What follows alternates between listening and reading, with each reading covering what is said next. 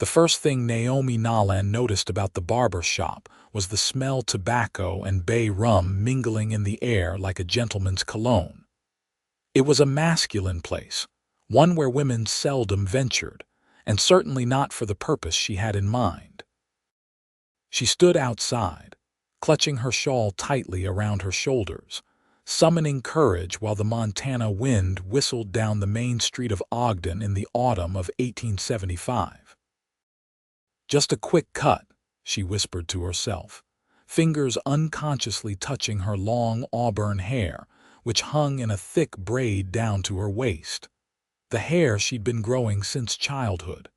The hair her mother had brushed 100 strokes every night before bed. The hair her late husband Thomas had loved to touch.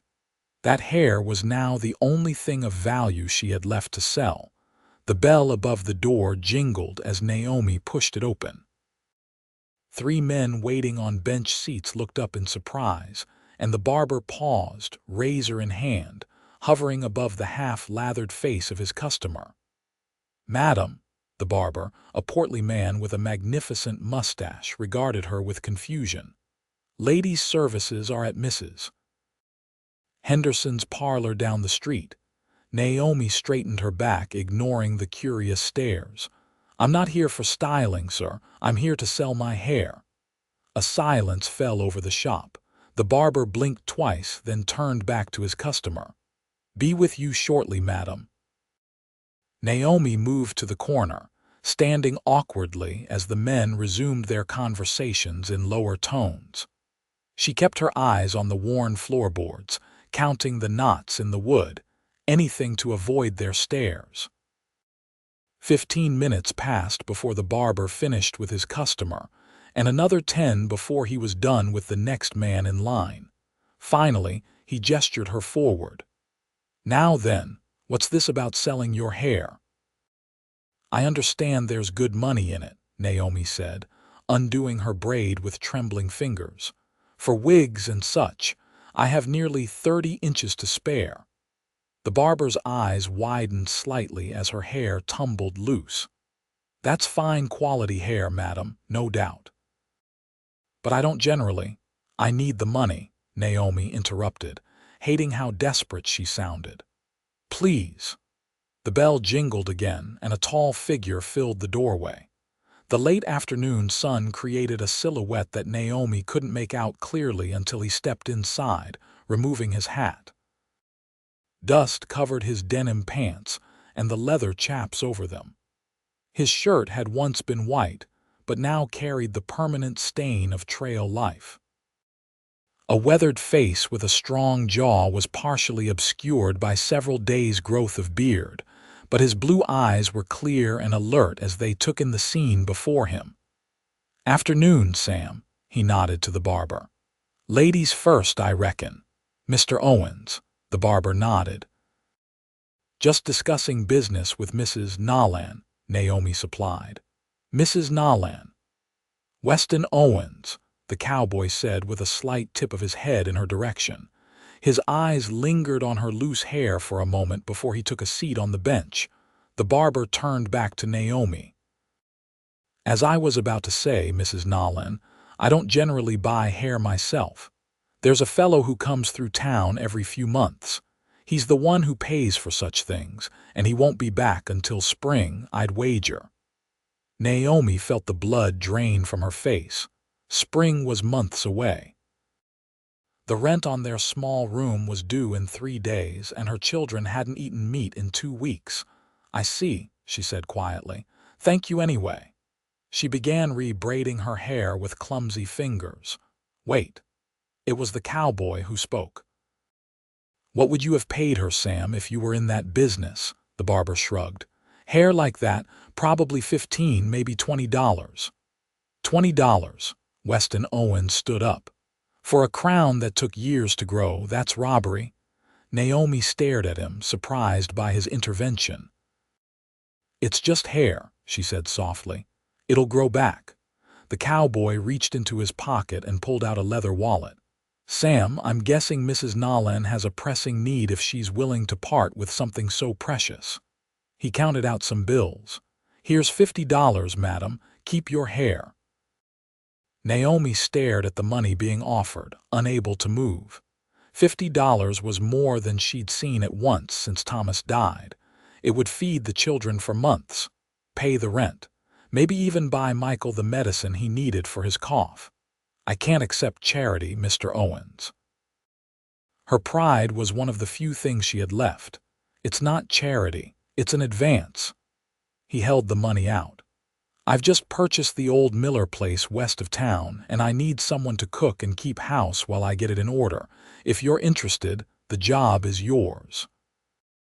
Naomi hesitated, her mind racing. A job. A real job, not just the occasional laundry or mending she'd been scraping by on, but a man living alone. "I have 3 children, Mr. Owens." If this surprised him, he didn't show it. "There's plenty of room. The house is too big for just me anyway." The barber cleared his throat. "Wes is good people, Mrs. Nolan. Served with my brother in the war. You could do worse for an employer." Still she hesitated.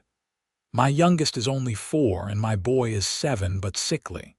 My eldest is 12 and a great help, but bring them all," Weston said. "I've got work that needs doing, Mrs. Nolan, and you look capable. The children can help where they can, and there's fresh air out there that might do your boy some good." Naomi looked at the money, then at the cowboy's steady gaze. There was something in his eyes she couldn't quite decipher, a kindness, but also something else. Something that made her cheeks warm. "When would you need me to start?" "Tomorrow. I'll come by with a wagon to collect you and your children. Where are you staying?" "The Widow Carson's boarding house on Pine Street." Weston nodded. 9 o'clock sharp. Naomi finally took the money, folding it carefully and tucking it into her pocket. "I'll be ready, Mr. Owens, and thank you." As she walked back to the boarding house, Naomi felt lighter than she had in months. She had nearly sold a piece of herself today, but instead she had found hope. What she didn't realize was that she had also found the man who would change her life forever. "Mama, look what I found." Michael's excited voice greeted Naomi as she entered their small room at Widow Carson's.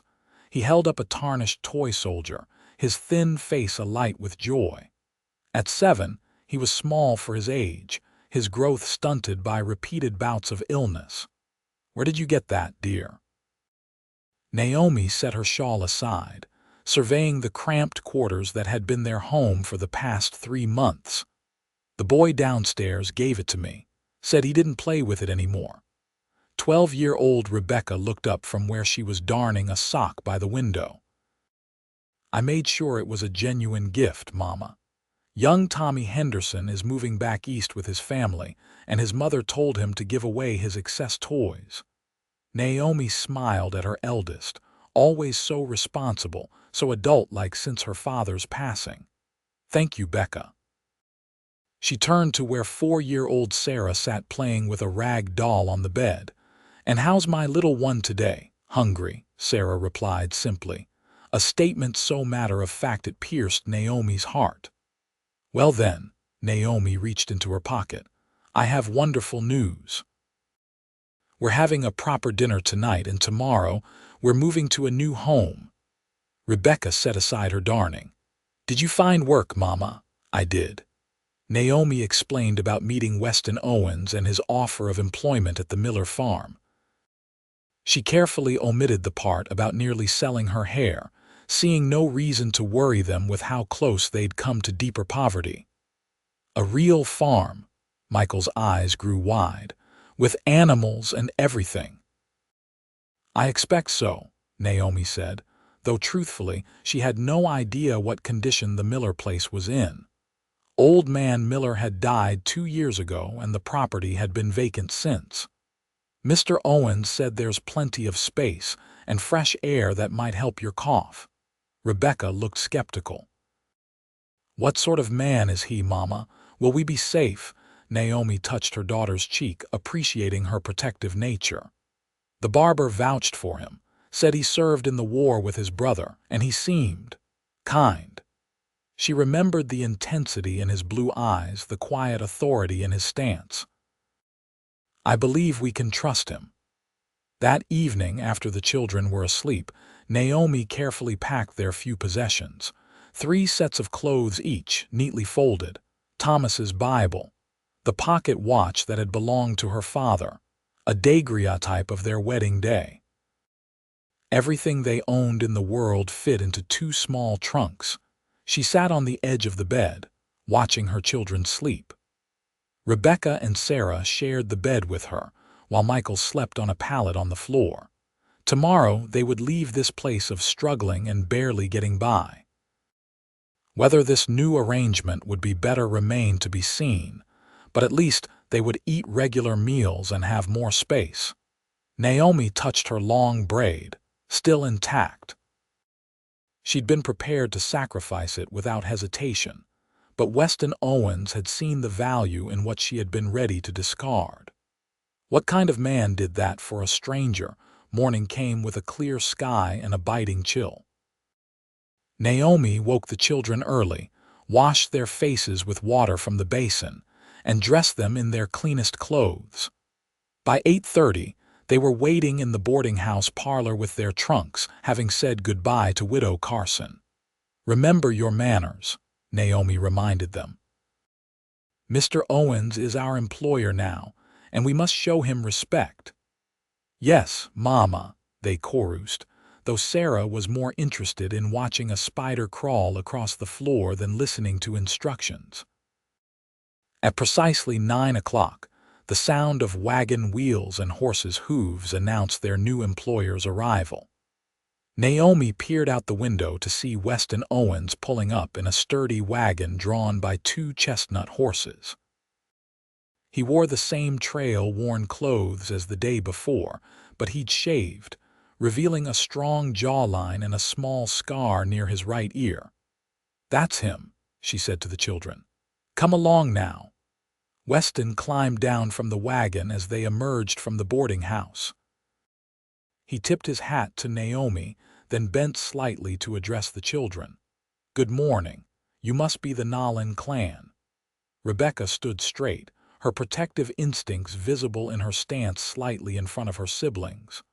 "I'm Rebecca Nolan, sir. This is my brother Michael and my sister Sarah." Weston smiled, and the expression transformed his weathered face into something unexpectedly handsome.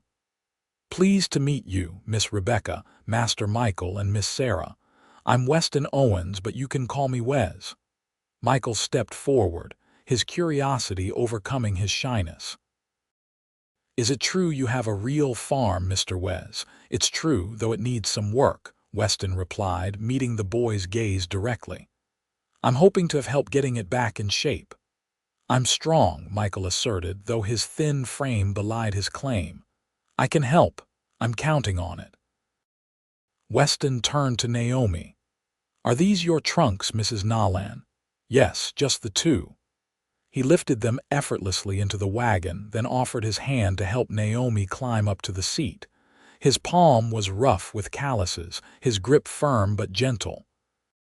Once she was settled, he helped the children into the back of the wagon where they could sit on some blankets he'd arranged. "It's about an hour's ride," he explained as he took the reins. "The Miller place is 5 miles west of town." As they traveled, the buildings of Ogden gave way to open prairie, with the mountains rising in the distance. October had painted the landscape in golds and browns, with the occasional splash of red from sumac bushes. The children pointed excitedly at a herd of antelope in the distance, and twice they spotted hawks circling overhead. Weston was quiet for much of the journey, occasionally pointing out landmarks or answering Michael's endless questions about ranch life. Naomi found his silence comfortable rather than awkward, giving her time to observe him more carefully. His hands were strong and capable on the reins, his posture relaxed but alert. He had the look of a man who had seen hard times but hadn't been broken by them. There were smile lines around his eyes despite his serious demeanor, suggesting he'd known joy as well as sorrow. "There it is," he said finally, pointing ahead to where a two-story farmhouse stood amid a cluster of outbuildings. "The Miller place, though I suppose it's the Owens place now."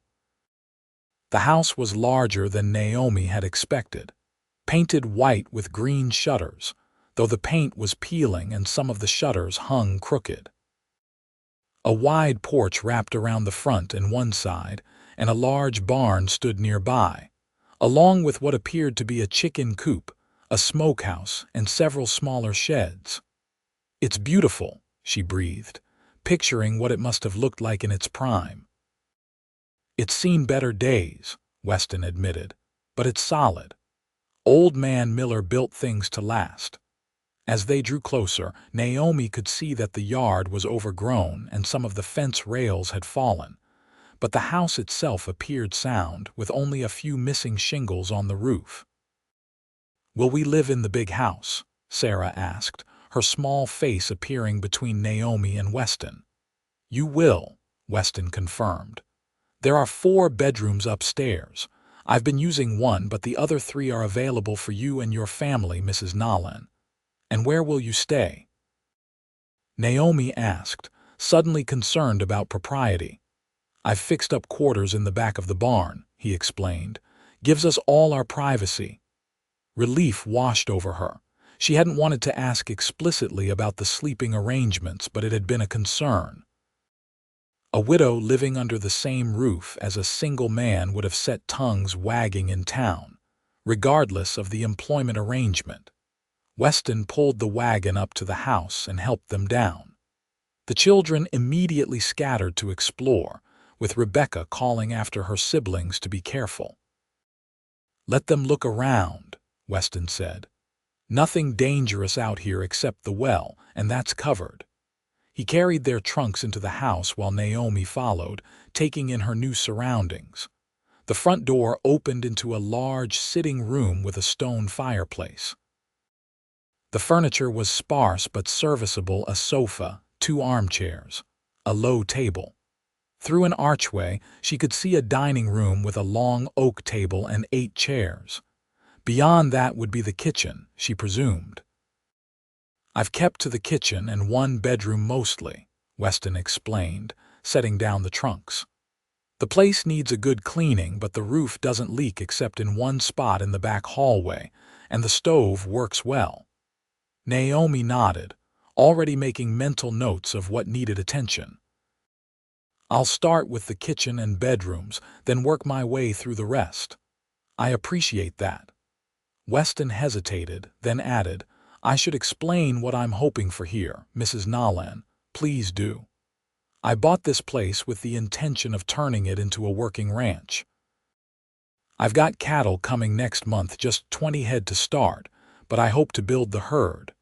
I need someone to keep house, cook meals, and generally make this a home rather than just a place to sleep." He looked around the dusty sitting room. "I've lived in the saddle most of my life, moving from ranch to ranch. Now I'm looking to put down roots. And you need a housekeeper to do that," Naomi supplied. "Yes, madam. In return, you and your children have a roof over your heads, good food, and I'll pay you $30 a month." Naomi's eyes widened. It was a generous salary, more than she'd expected. "That's very fair, Mr. Owens. Wes," he corrected gently. "If we're going to be living and working in close quarters, Weston feels too formal." "Then you must call me Naomi," she replied, though the idea felt strangely intimate. A small crash from the kitchen interrupted their conversation, followed by Sarah's voice calling, "It's all right. Nothing broke," Weston grinned. "I'd better show you around before they discover something actually breakable."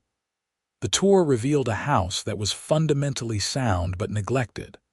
The kitchen was large and well-equipped, with a cast iron stove, a dry sink, and plenty of cupboards. A pump at the sink brought water directly from the well, a luxury Naomi hadn't enjoyed since before Thomas died. Upstairs, the 4 bedrooms were spacious, each with a bed and basic furnishings. The master bedroom, which Weston had been using, had its own small washroom attached. "I've moved my things to the barn," he explained. "This room should be yours. The children can take the other rooms as suits them." Naomi protested. "I couldn't take the master bedroom. One of the smaller rooms will be fine for me." "Nonsense. You're the lady of the house now, so to speak. The room is yours." His tone brooked no argument. By noon, they were settled enough that Naomi began preparing lunch, using supplies Weston had stocked in the pantry. The children explored the property under Rebecca's watchful eye, while Weston tended to the horses. As she worked in the kitchen, Naomi felt a strange sense of rightness, as if the house welcomed her. It had been so long since she'd had a proper home to care for. After Thomas died of pneumonia 2 years ago, they'd lost their small house in Nebraska when she couldn't keep up with the payments. Since then, they'd moved progressively westward, staying with relatives until they wore out their welcome, then renting increasingly humble accommodations as their money dwindled. This house, neglected as it was, felt like a second chance. Whether that chance extended beyond employment remained to be seen. But for now, Naomi was content to have a roof over her children's heads and food to put on the table. When Weston came in for lunch, he paused in the doorway of the kitchen, watching as she set a pot of stew on the table.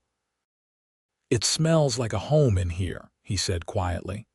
"I'd forgotten what that was like."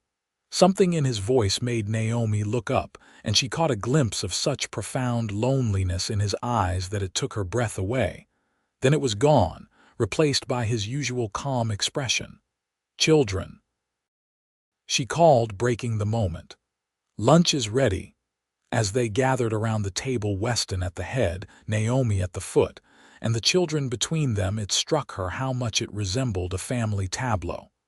But they weren't a family, she reminded herself.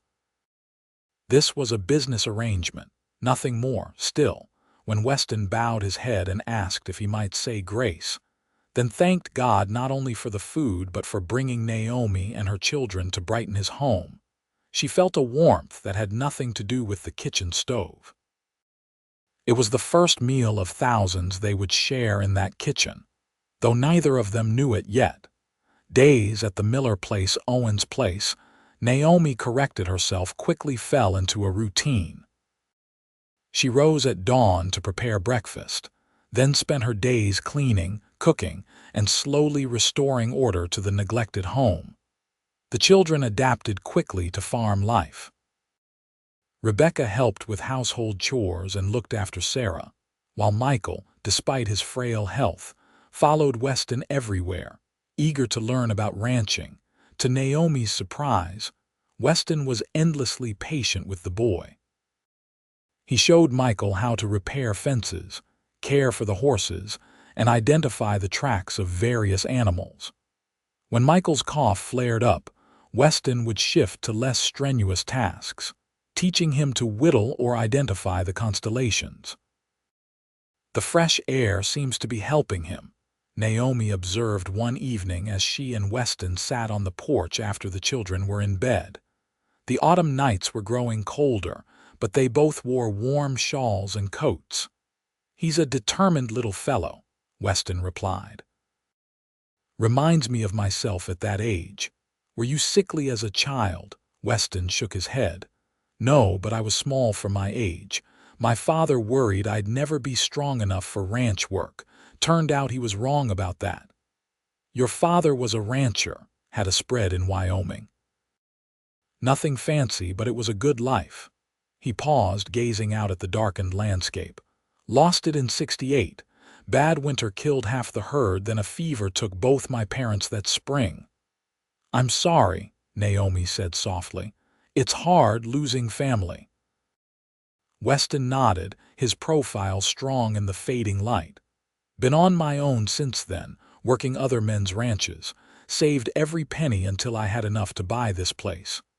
"It's a fine property," Naomi said. "It will make a wonderful ranch once it's restored." "That's my hope." He turned to look at her.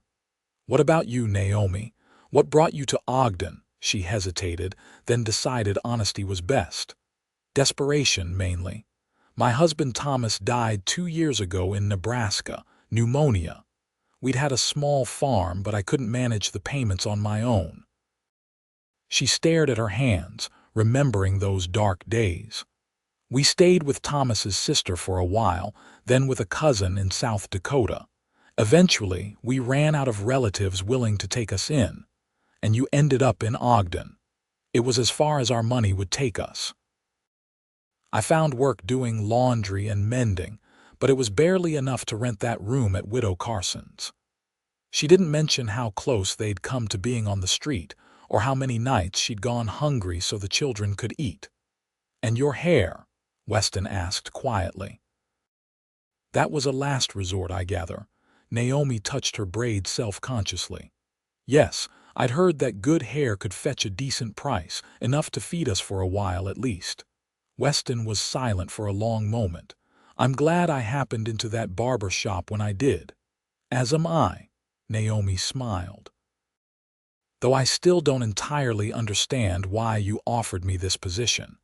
You must have known other women in need of work, perhaps without 3 children in tow."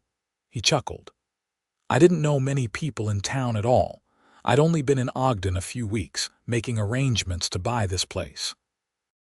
He grew more serious. "But when I saw you standing there, ready to sell something so personal just to feed your family, I recognized something." "What was that?" "Strength," he said simply. "The kind of strength it takes to rebuild a place like this. The kind I needed in a partner." The word partner hung in the air between them, loaded with potential meaning. Naomi felt her cheeks warm and was grateful for the gathering darkness. "Well," she said finally, rising from her chair, "I should check on the children before turning in." Weston stood as well, ever courteous. "Of course. Good night, Naomi." "Good night, Wes." As October gave way to November, the transformation of the Owens farm continued. Under Naomi's care, the house became clean and orderly, with curtains she'd sewn from fabric purchased on their weekly trips to town, and dried flowers arranged in vases to brighten the rooms. The kitchen was now a warm, inviting place where delicious smells constantly wafted from the stove. Outside, Weston worked from sunrise to sunset, repairing fences, clearing fields, and preparing the barn for the cattle that would arrive the following week. Michael was his constant shadow, and to everyone's delight, the boy's health improved dramatically. His cough lessened, and he began to put on weight, his thin face filling out. "It's remarkable," Naomi said to Rebecca as they watched Michael help Weston repair a wagon wheel. "2 months ago, I feared he wouldn't survive the winter." Rebecca, who had initially been the most skeptical about their new living arrangement, nodded. "Mr. Wes has been good for him, for all of us." It was true.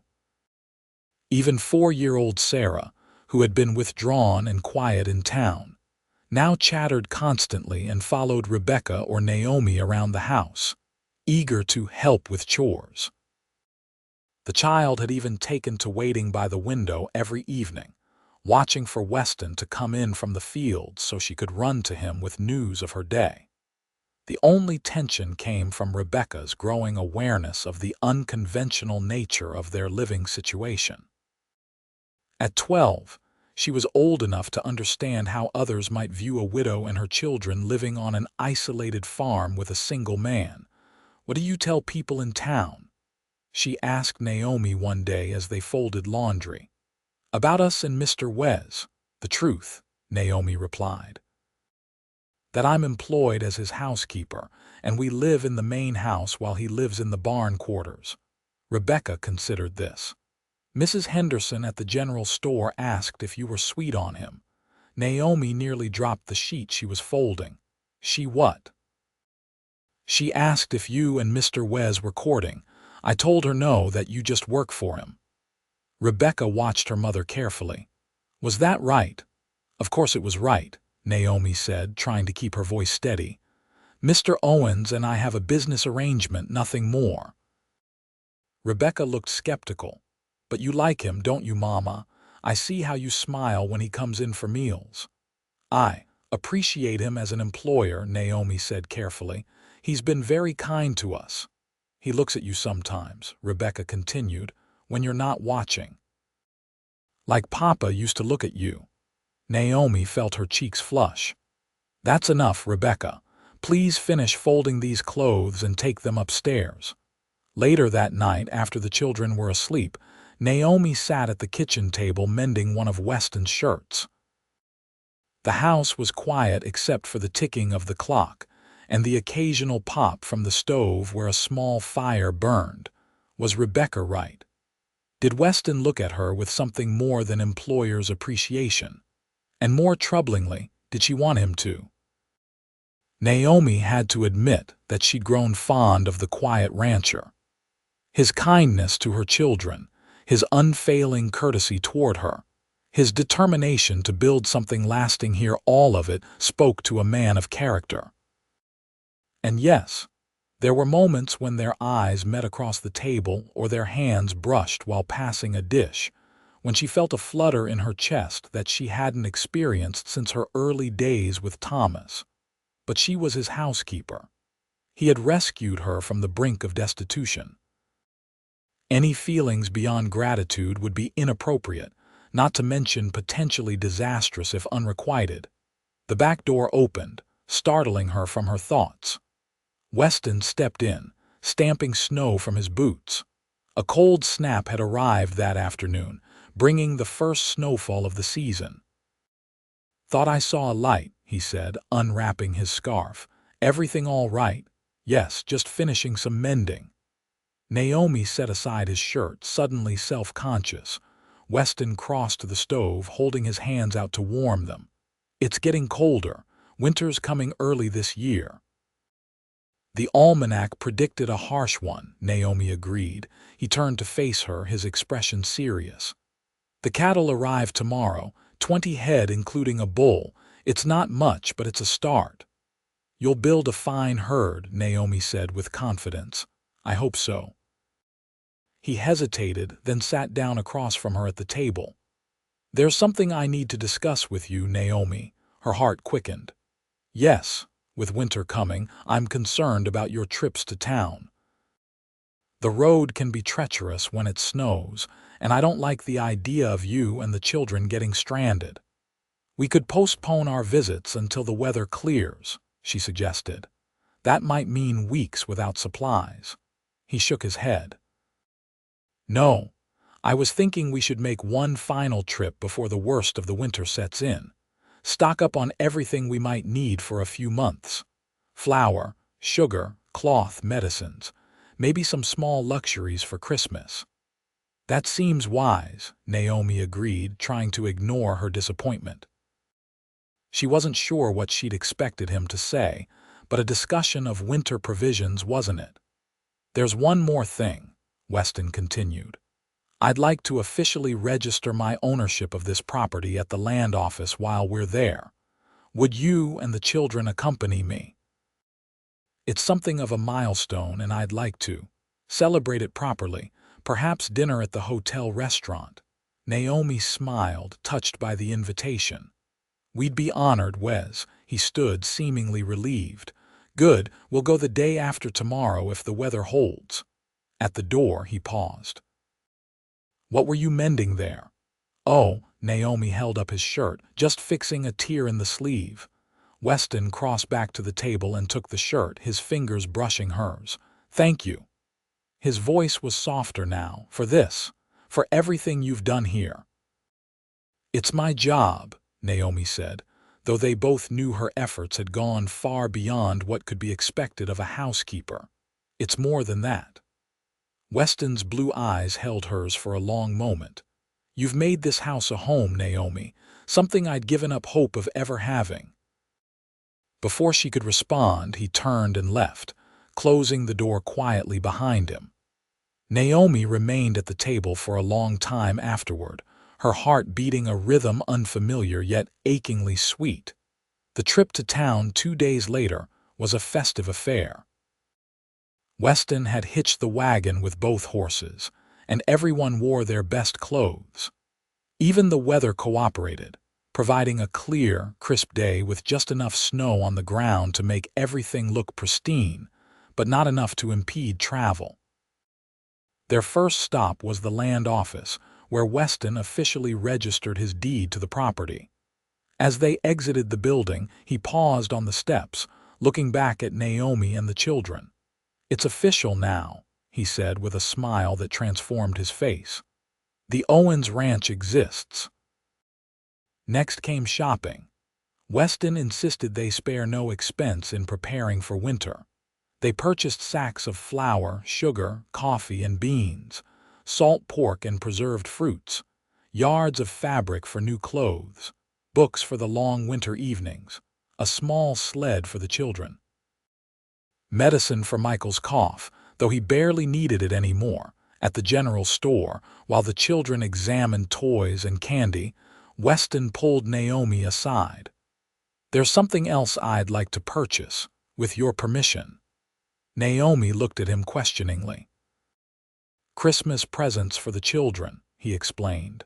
"Nothing extravagant, but I'd like to contribute to making it special for them." Naomi was touched by his thoughtfulness. "That's very kind, but you've already done so much, please," he interrupted gently. "Let me do this. They've brought life to that old house, and He paused, seeming to search for words. "I've grown fond of them." The simple statement, delivered in his straightforward manner, moved Naomi deeply. "Of course, they'll be thrilled."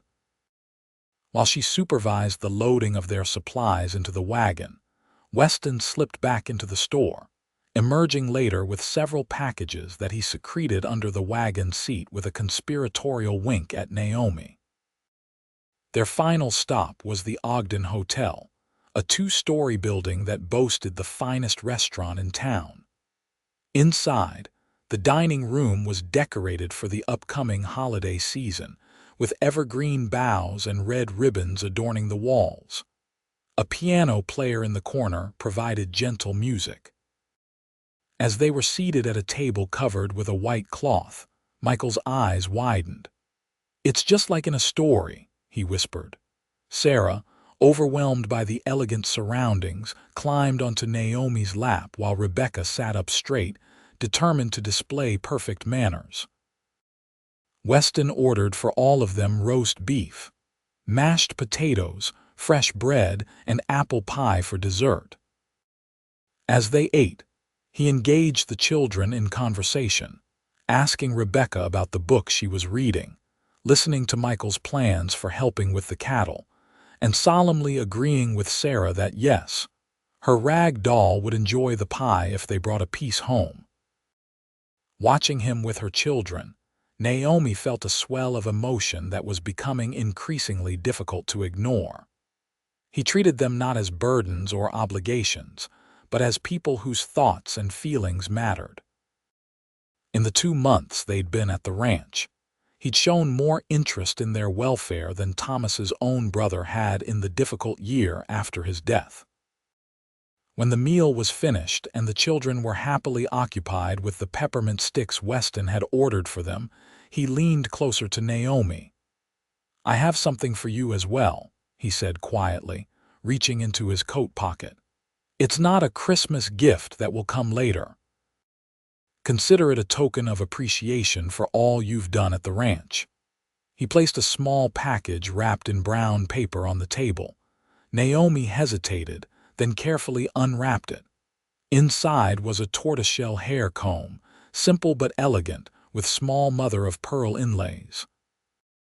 "Oh," she breathed, lifting it carefully. "It's beautiful." "I noticed you always wear your hair in that braid," Weston said, a hint of color touching his cheeks. "Thought you might like something pretty for it for special occasions." "I love it," Naomi said sincerely. "Thank you, Wes." He seemed pleased by her reaction, and for a moment their eyes held in a way that made the busy restaurant seem to fade around them. Then Sarah tugged at Naomi's sleeve, breaking the moment. As they drove home in the gathering dusk, The wagon laden with supplies and the children drowsy from the excitement of the day, Naomi found herself stealing glances at Weston's profile.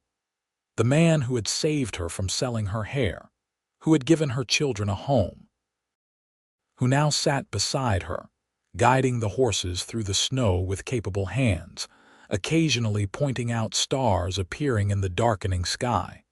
It was becoming impossible to deny the truth. She was falling in love with Weston Owens. The question was whether he felt the same, and if so, what either of them intended to do about it. Winter descended on the Montana prairie with a vengeance. By mid-December, snow piled in drifts around the ranch house, and the temperature rarely rose above freezing. But inside, the Owens place was warm and busy. The cattle were settled in the barn and adjacent corral, requiring daily attention from Weston and increasingly from Michael, whose strength continued to improve. Naomi and Rebecca kept the house running smoothly, cooking, cleaning, and sewing. They made Christmas decorations from paper, pine cones, and ribbon, transforming the once bare sitting room into a festive haven. Sarah helped in her own way, mainly by singing Christmas carols in a high, sweet voice that made everyone smile. On Christmas Eve, they gathered in the sitting room around a small pine tree Weston and Michael had cut from the woods at the edge of the property. Decorated with paper stars, strings of dried berries, and a few precious glass ornaments Weston had purchased in town, it stood in the corner by the fireplace, filling the room with the scent of evergreen. Weston, who normally retired to his quarters in the barn after dinner, had accepted Naomi's invitation to join them for the evening. He sat somewhat awkwardly in an armchair, clearly unaccustomed to family celebrations, but making a visible effort to participate. "In our family," Naomi explained, "we always open one gift on Christmas Eve and the rest in the morning." "A fine tradition," Weston nodded, "though I'm afraid I'm out of practice with Christmas. Haven't properly celebrated since my parents died." Michael, sitting cross-legged by the fireplace, looked up in alarm. "You haven't had Christmas in 7 years." Weston smiled at the boy's concern. "I've marked the day, just not with gifts and trees and such. Ranch hands don't typically make a fuss." "Well, you're not just a ranch hand anymore," Rebecca declared. "You're a ranch owner. That means you get to make your own traditions." "Wise words, Miss Rebecca," Weston acknowledged, "and I'm grateful to be included in yours." Naomi distributed the Christmas Eve gifts, new mittens she had knitted for each child, and for Weston, a scarf of deep blue wool that had taken her weeks to complete in secret. "This is too fine," he protested, running his fingers over the soft fabric. "You shouldn't have gone to such trouble." "It was no trouble," Naomi assured him, though in truth she'd stayed up late many nights to finish it. "It matches your eyes." The moment the words left her mouth, she wished she could recall them. Such a personal observation seemed too intimate, too revealing of her growing feelings. Weston looked at her with an expression she couldn't quite read, then carefully wrapped the scarf around his neck. "Thank you. I'll treasure it." The children, oblivious to the undercurrents between the adults, clamored for Weston to share a Christmas story. To Naomi's surprise, he obliged, recounting a tale from his childhood about a Christmas when his father had been stranded in a blizzard and had returned home on Christmas Eve with the help of a mysterious stranger who disappeared before he could be properly thanked. "Papa always said it was his guardian angel," Weston concluded, "and every Christmas after that he'd raise a toast to the stranger in the storm." The children listened, rapt, and when he finished, even Rebecca appeared impressed. "That's a wonderful story, Mr. Wes." "It's getting late," Naomi observed, noting Sarah's drooping eyelids. "Time for bed if you want Santa to come." There was the usual token protest, but the excitement of the day had tired the children, and they went upstairs without much fuss after saying goodnight to Weston. When Naomi returned from tucking them in, she found Weston still sitting by the fire, gazing thoughtfully at the flames. "Thank you for sharing that story," she said, taking a seat in the chair opposite his. "It meant a lot to the children," he nodded. "It felt good to talk about my father. About those times. Do you miss them? Your parents?" "Every day," he admitted, "but tonight, for the first time in years, the memories didn't hurt so much." He looked around the room at the tree, the decorations, the gifts waiting to be opened in the morning. "This feels like a home again." "You've done that, Naomi." "We've done it together," she corrected gently. "You gave us the opportunity, the shelter. We just added the small touches." Weston leaned forward, his expression earnest. "It's more than touches. You've brought life back to this place, to me." The air between them seemed charged with unspoken feelings. Naomi's heart raced as Weston rose from his chair and moved to kneel beside hers. "I have something for you," he said, pulling a small package from his pocket. "I meant to wait until morning, but—" Naomi accepted the package with trembling fingers. Inside was a small velvet box, and within that, a gold locket on a delicate chain. The locket was engraved with a pattern of leaves and flowers, simple but beautiful. "Open it," Weston urged softly. She did, and found inside a tiny scrap of paper with 3 words written in Weston's neat hand. "More than gratitude." Naomi looked up, finding his blue eyes fixed on hers with an intensity that took her breath away. "I'm not good with words," Weston said, his voice rough with emotion. "Never have been. But I need you to know that what I feel for you goes beyond appreciation for what you've done here. It's something I never expected to find, especially not after living so long on my own." "Wes," Naomi began, but he gently placed a finger on her lips. "Let me finish, please. I know our arrangement began as employment. I know you came here out of necessity, not choice, and I would never presume on that or take advantage of your situation." He took a deep breath. "But if there's any chance that you might, in time, come to see me as more than your employer, I would count myself the luckiest man in Montana." Naomi's eyes filled with tears. "Oh, Wes, I already do." The confession, simple and honest, seemed to stun him momentarily. Then a smile spread across his face, transforming his serious features. "Truly," in answer, Naomi leaned forward and placed her hand against his cheek. "Truly. Though I've been afraid to acknowledge it, even to myself. It seemed too soon after Thomas, too complicated with the children, too risky when we depend on you for so much." Weston covered her hand with his own. "I understand those concerns, and I don't expect anything from you, Naomi. Just the knowledge that I'm not alone in these feelings is gift enough for now." "Help me with the locket," she asked, holding it out to him. He took it carefully and moved behind her chair. Naomi lifted her braid, exposing her neck as he fastened the chain. His fingers brushed her skin, sending a shiver down her spine that had nothing to do with the December cold. When he came around to face her again, Naomi stood, bringing them close together in the firelight.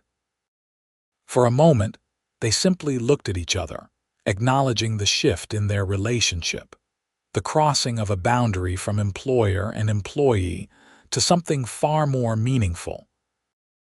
Then, slowly, Weston bent his head and Naomi raised her face, their lips meeting in a kiss so gentle it was almost reverent. His hands came to rest lightly at her waist, while hers found their way to his shoulders. The kiss deepened, and in that moment the last of Naomi's doubts dissolved. This wasn't gratitude or convenience or proximity. This was something real and true, a second chance at love that neither of them had been looking for but both desperately needed. When they finally parted, Weston rested his forehead against hers. "Merry Christmas, Naomi," he whispered. "Merry Christmas, Wes," she replied, knowing that whatever the future held, their lives had changed irrevocably that night by the light of a Christmas tree in a once-abandoned farmhouse on the Montana prairie. Christmas morning dawned bright and clear, the sun reflecting off the snow in brilliant sparkles. Naomi woke early, her hand immediately going to the locket around her neck, reassuring herself that the events of the previous evening had not been a dream. Her lips still seemed to tingle from Weston's kiss, and her heart felt lighter than it had in years. She rose quietly, careful not to wake the children yet, and went downstairs to start breakfast. To her surprise, the kitchen stove was already lit, and Weston stood at the counter, awkwardly attempting to mix batter for pancakes. "Good morning," she said, unable to keep the smile from her voice. He turned, flour smudged across one cheek, and his face lit up at the sight of her. "Merry Christmas. I wanted to surprise you with breakfast, but I'm making a mess of it, I'm afraid." Naomi crossed to him and boldly brushed the flour from his face. "It's a wonderful thought. Let me help." Together, they prepared breakfast pancakes, bacon, and coffee, moving around the kitchen in a comfortable dance that spoke of growing familiarity. Their hands touched occasionally, sending little thrills through Naomi each time. "I should go wake the children," she said finally. "They'll be beside themselves with excitement. Wait." Weston caught her hand.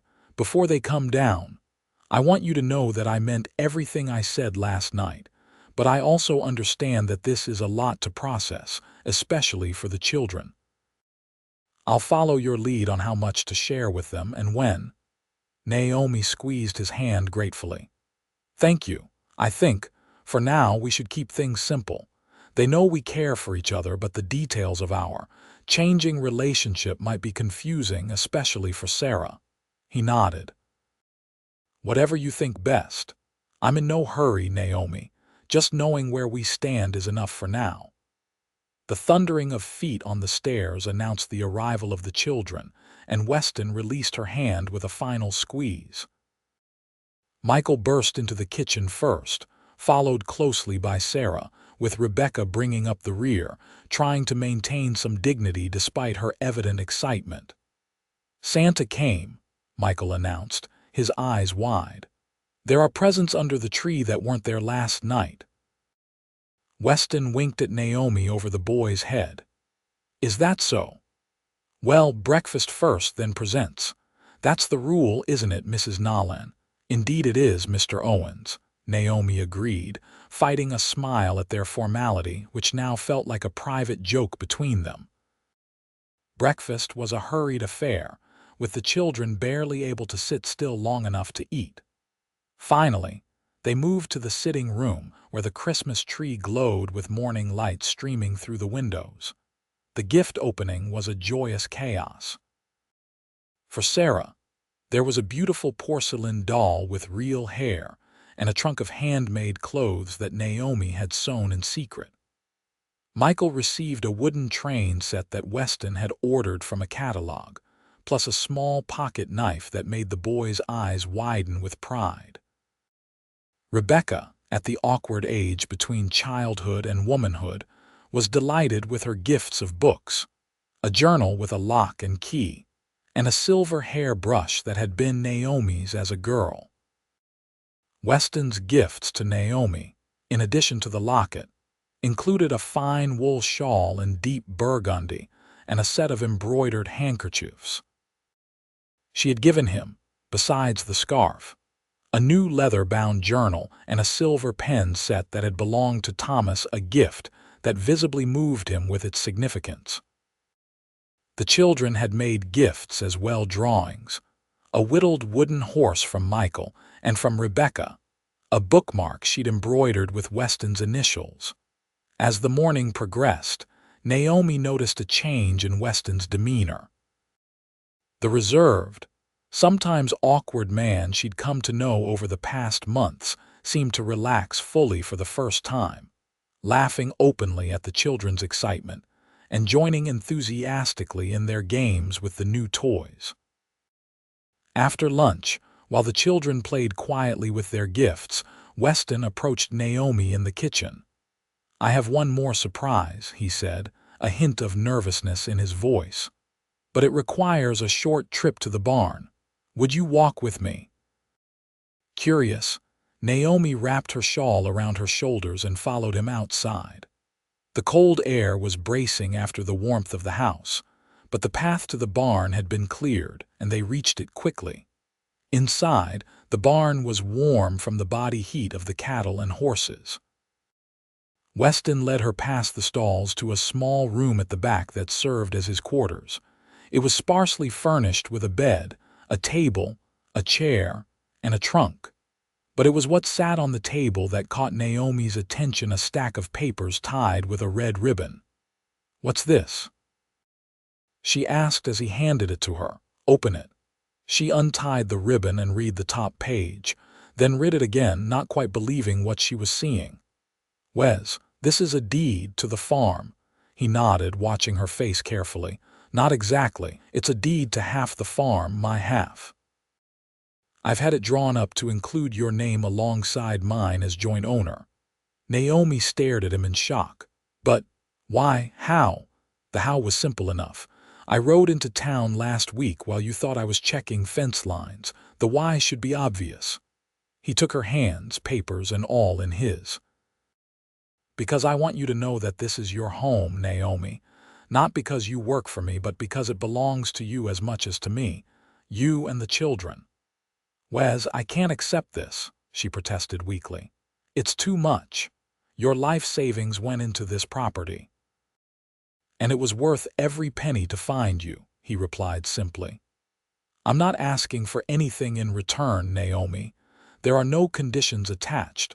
Whether our relationship progresses or not, this land is half yours. I want you to have the security of knowing that you and your children will never be homeless again." Tears filled Naomi's eyes. In a world where women so often existed at the mercy of men's charity or goodwill, where widows and their children could be cast aside when inconvenient, Weston was offering something precious beyond measure, true independence. "I don't know what to say," she whispered. "You don't need to say anything right now." He brushed a tear from her cheek. "Just know that it's done. The papers are filed with the land office.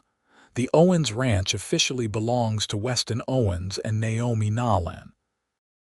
Impulsively, Naomi rose on tiptoe and kissed him, pouring into the gesture all the gratitude, affection, and yes, love, that she felt but couldn't yet fully express in words. His arms came around her, holding her close, and for a long moment they stood together in the quiet barn, two people who had found in each other something neither had dared hope for: a second chance. When they returned to the house, the children noticed something different about their mother, a new lightness in her step, a brightness in her eyes that hadn't been there before. Rebecca, especially, observed the way Naomi and Weston exchanged glances throughout the evening, the way their hands would brush when passing dishes at dinner, lingering a moment longer than necessary.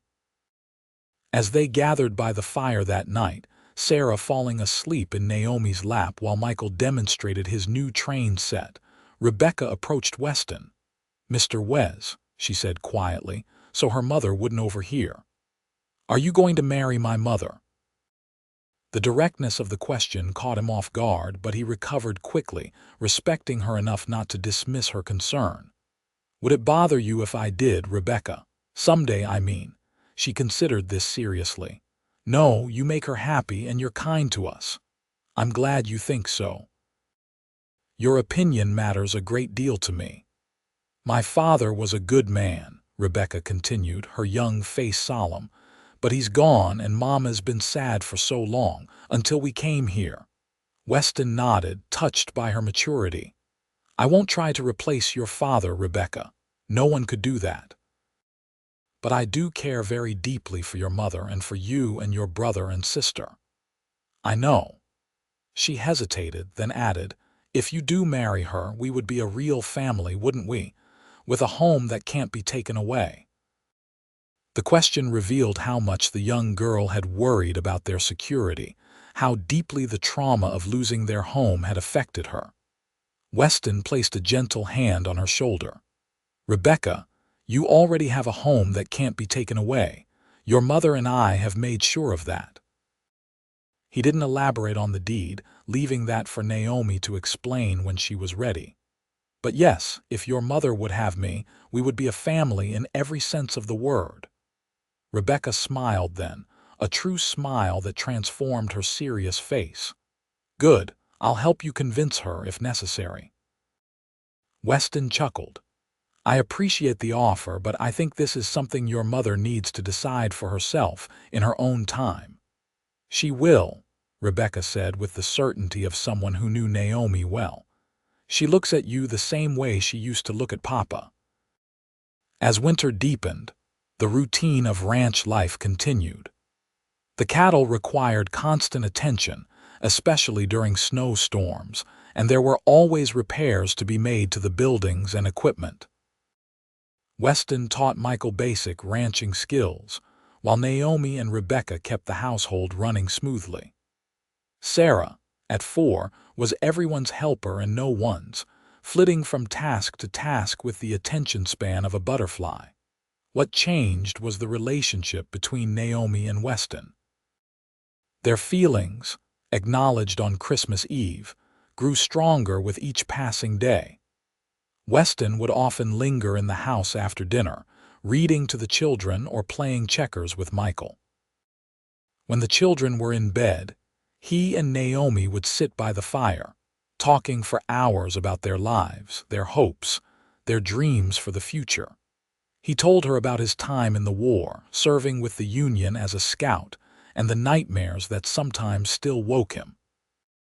She shared memories of Thomas, the good and the bad, and the guilt she'd felt at her inability to save their farm after his death. "You did all you could," Weston assured her. "Supporting 3 children alone is a burden few could bear." "Still, I felt like I failed them," Naomi admitted. "When I was standing in that barber shop, ready to sell my hair, it wasn't just the hunger or the cold that drove me there. It was the shame of not being able to provide for them on my own." Weston took her hand. "There's no shame in accepting help, Naomi. We all need it sometimes." Their courtship progressed slowly, respectfully. Weston remained in his quarters in the barn, never presuming on their growing closeness.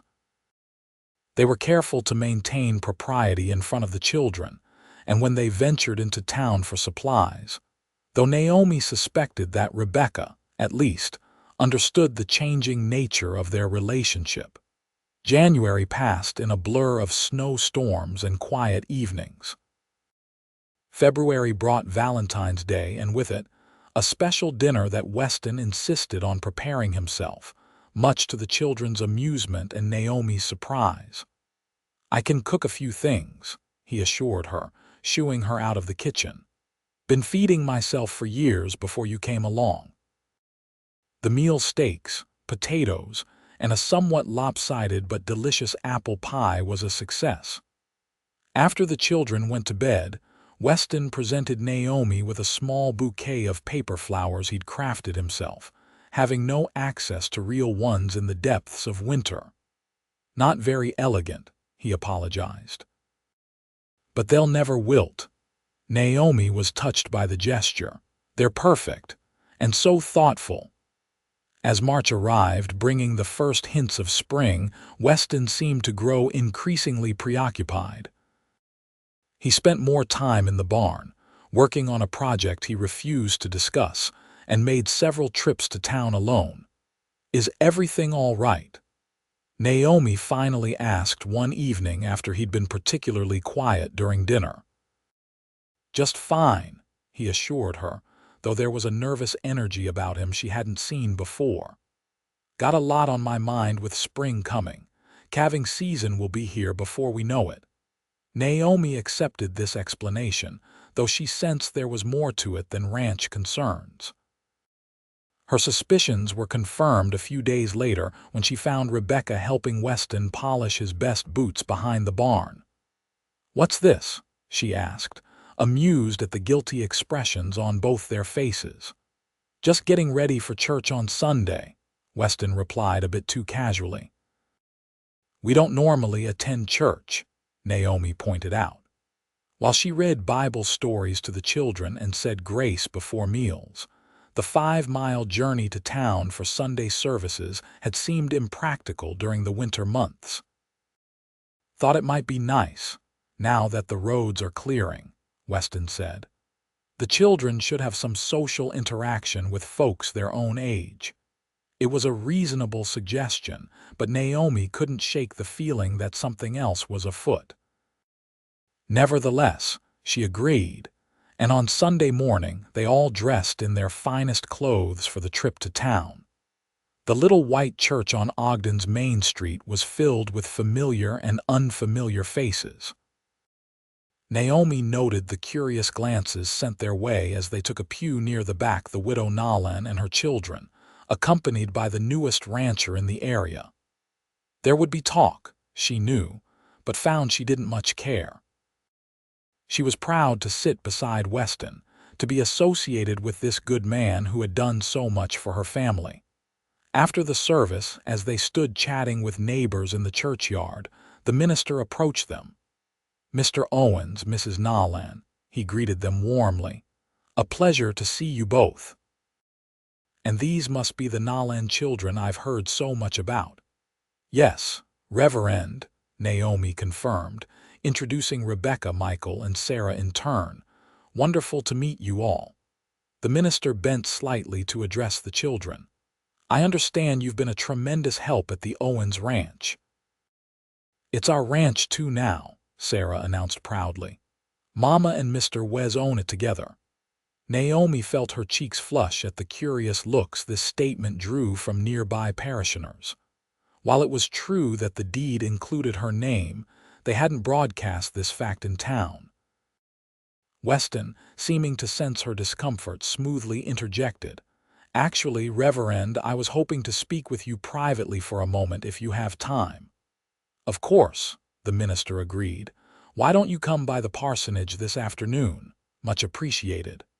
Weston turned to Naomi.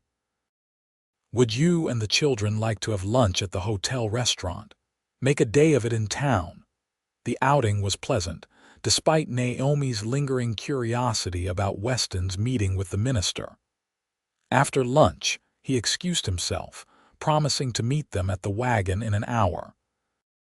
Naomi took the opportunity to visit the general store with the children, picking up a few items they needed. As they browsed the shelves, she overheard 2 women talking in the next aisle. "Living out there all these months with him, and not even properly married," one woman whispered. "What kind of example is that for those children?"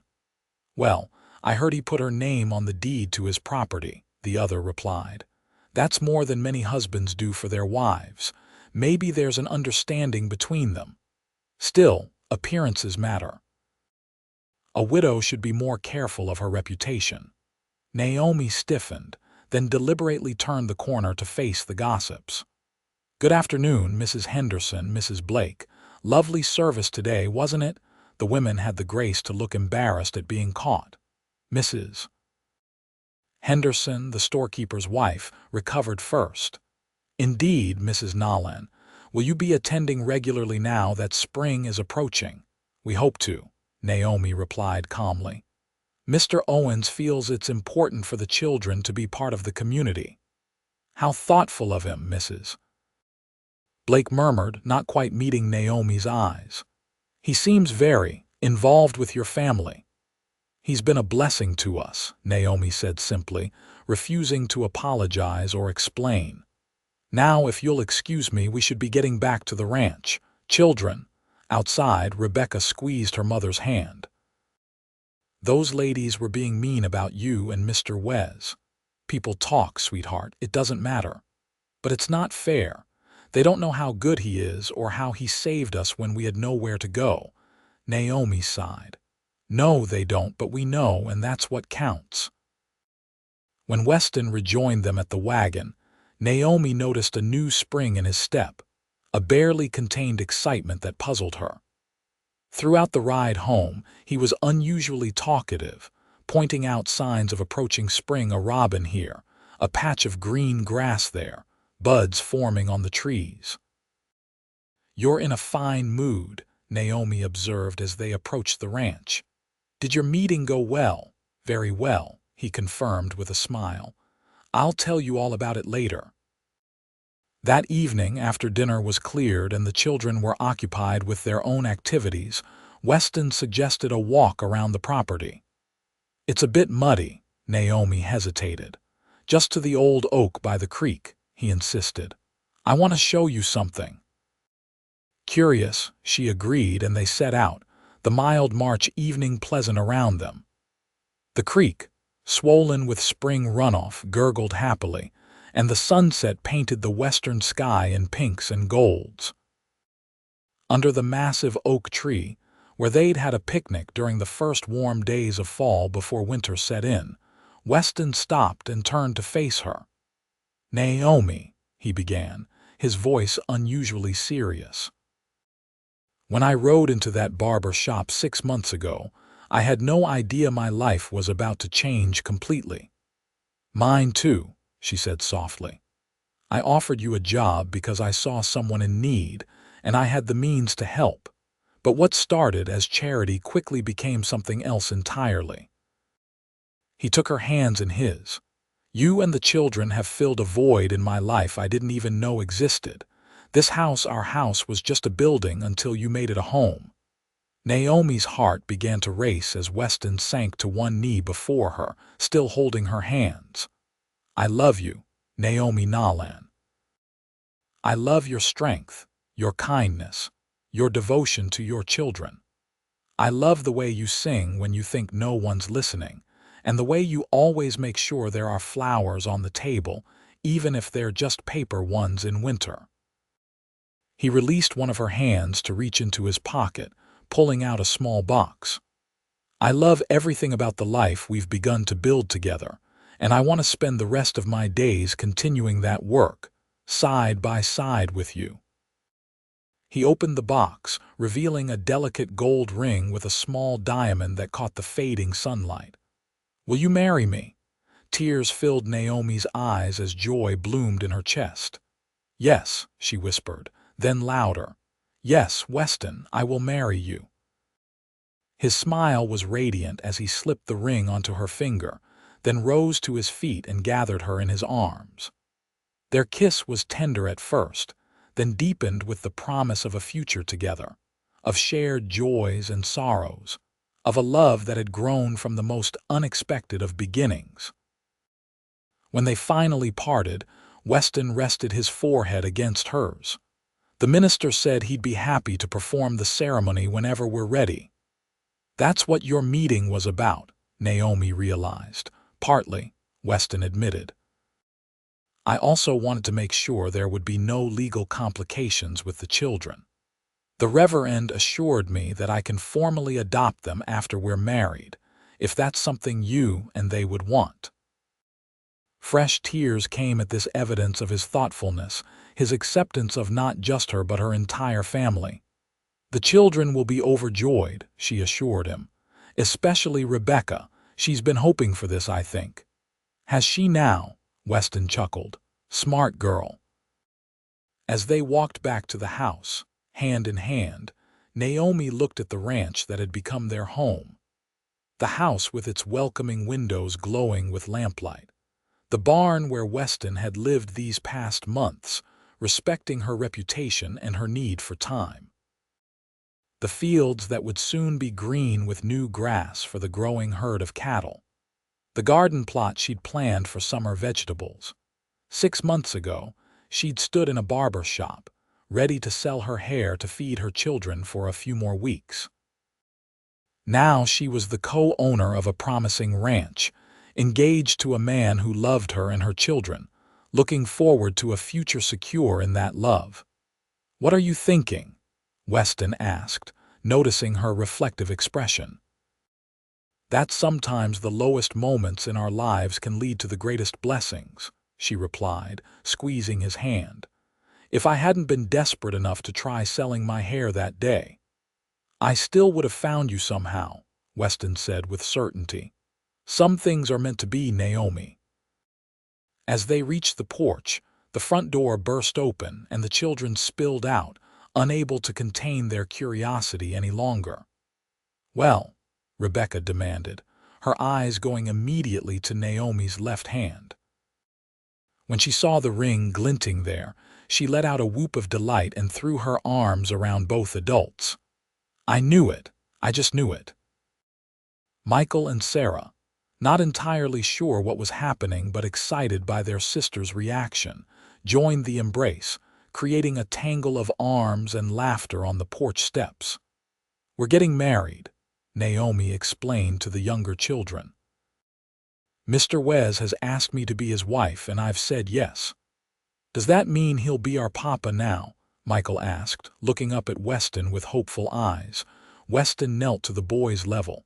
If you'd like that, Michael, nothing would make me prouder. Michael considered this seriously, then nodded. I would like that. Very much. Sarah, always the most adaptable, simply announced. I already decided he was our papa weeks ago, causing the adults to laugh. As they moved inside, out of the cooling evening air, Naomi felt a completeness she'd never expected to find again after Thomas's death. Her children were healthy and happy. She had a home that was truly hers, and she had found love with a man whose quiet strength and generous heart complemented her own resilience. The wedding took place in May, when the prairie was carpeted with wildflowers. They chose a simple ceremony at the ranch, with only the minister, a few neighbors, and the children present. Naomi wore a new dress of pale blue silk that Weston had insisted on ordering from a catalog, along with the tortoiseshell comb he'd given her at Christmas, arranged in her hair which hung loose down her back at his request. I want to see it as it was that first day, he'd said, when I knew I couldn't let you sell something so precious.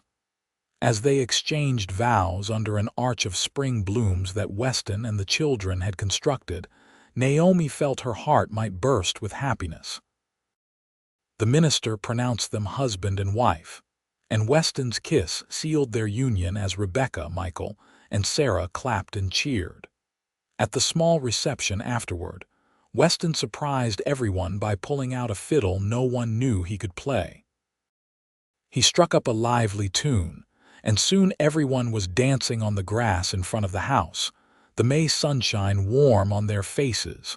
Later, as the guests departed and the children helped clean up, Weston pulled Naomi aside. I have one more wedding gift for you, he said, leading her to the barn. Inside, in what had been his quarters, stood a handsome walnut wardrobe that hadn't been there before. Open it, he urged. Inside hung a man's clothes, shirts, trousers, a Sunday suit, all transferred from the trunk where he'd kept them before. I don't understand, Naomi said, confused. Weston smiled. Look behind the clothes. She pushed the garments aside and gasped. The back panel of the wardrobe had been removed, revealing a door that hadn't been there before, leading directly into the main house. You connected the barn to the house. Just my quarters, Weston explained. I've been working on it for weeks.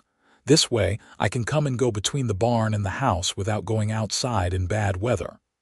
And he hesitated, suddenly shy. It means I can join you in our home tonight as your husband, without the children seeing me approach our bedroom from outside. Naomi was touched by his consideration. Even now, as her lawfully wedded husband, he was thinking of her reputation, of what was proper for the children to see. It's perfect, she assured him, rising on tiptoe to kiss him. And very clever. I have other surprises planned, he murmured against her lips. But they can wait for tonight. That night, after the children were asleep, Naomi waited nervously in the bedroom that was now theirs. She wore a new nightgown of fine cotton, another of Weston's wedding gifts, and her hair was brushed to a shine, hanging loose down her back. When he entered through the door from his quarters, now their shared dressing room, she felt a blush rise to her cheeks despite the months of growing intimacy between them. This was the culmination of their courtship, the beginning of their life together as husband and wife. Weston's eyes darkened as he took in the sight of her.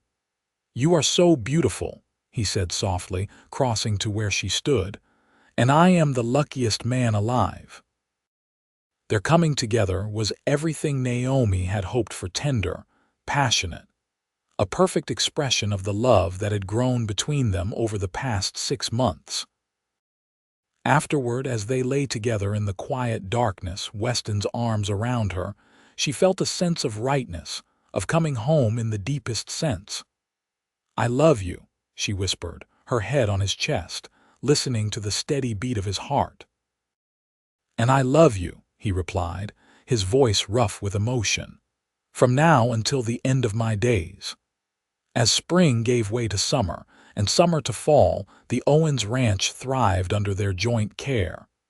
The cattle herd grew, with a successful calving season adding 15 new animals to their stock. Weston built a proper chicken coop, and Naomi's flock of hens provided eggs for the family and extras to trade in town.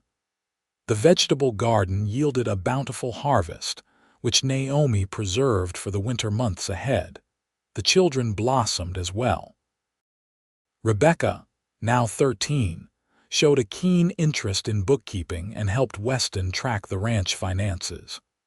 Michael's health continued to improve, his cough all but forgotten as he grew stronger helping with the ranch chores. And Sarah, at 5, started her schooling with Naomi teaching her letters and numbers at the kitchen table. By Christmas, 1 year after Weston had first proposed, there was a new joy to celebrate. Naomi was expecting their first child together, due in the spring. "Another spring baby," Weston said with delight when she told him the news. "Perfect timing." The children were excited about the prospect of a new sibling, especially Sarah, who was thrilled not to be the youngest anymore. Even Rebecca, sometimes prone to adolescent moodiness, smiled genuinely when Naomi assured her that the new baby wouldn't change how much she loved her 3 eldest. As they decorated the Christmas tree that year, Naomi watched her family with a full heart. Weston lifting Sarah to place a star on top, Michael and Rebecca stringing popcorn garlands. The home around them secure and warm, filled with the evidence of their shared life, books, toys, the quilt Naomi had made from scraps of the children's old clothes, the rocking chair Weston had crafted for her when she told him about the baby. "What are you thinking?" Weston asked, coming to stand beside her, his hand naturally finding its way to her slightly rounded belly. "About last Christmas," she replied. "About how much has changed in a year." He nodded, his eyes soft with remembering. "Best Christmas of my life, until this one."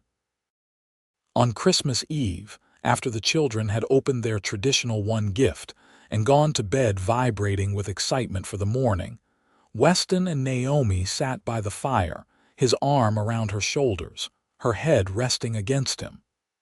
"I have something for you," he said, reaching into his pocket. "An early gift." He handed her a small package wrapped in brown paper, much like the one that had contained the locket a year ago.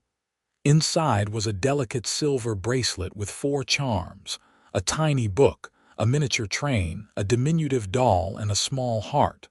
"One for each child," Weston explained.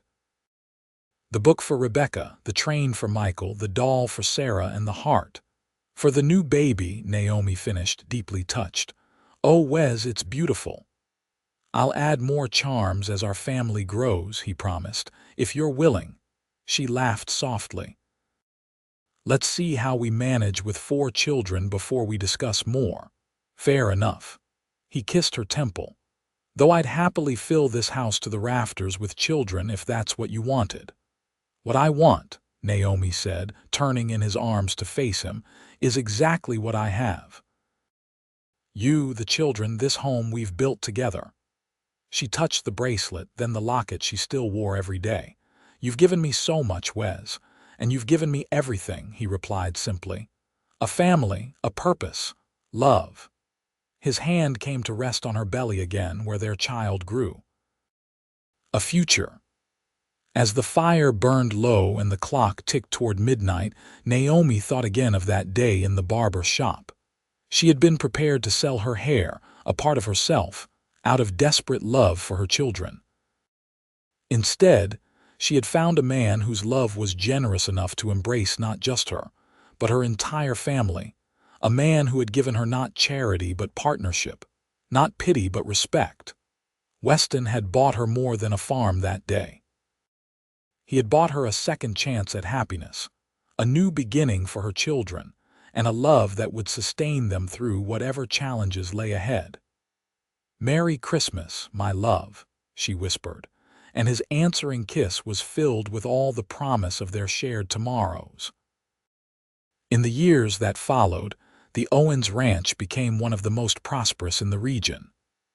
Their first child together, a boy they named Thomas Weston Owens, was born in April, a strong, healthy baby with his father's blue eyes and his mother's auburn hair.